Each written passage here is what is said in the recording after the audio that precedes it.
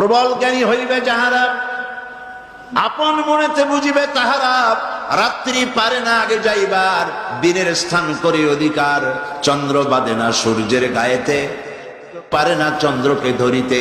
যার যে স্থান বহল রাখিয়া, ভ্রমণ করিছে খোদাকে ডরিয়া। প্রত্যেকে আল্লাহকে ভয় করে চলছে। কেউ দাঁড়ায় নাই, চন্দ্র দাঁড়ানো নাই, সূর্য দাঁড়ানো নাই। ওয়াকুল্লুন ফি ফালাকিন ইয়াসবাহুন, সব আপন আপন কক্ষপথে ঘুরছে। মারামারি নাই, সংঘর্ষ নাই। চাঁদের সাথে সূর্য ধাক্কা লাগে না, গ্রহে নক্ষত্রে নক্ষত্রে ধাক্কা লাগে না। সব যার যার কক্ষপথে চলছে। কার হুকুম মানে?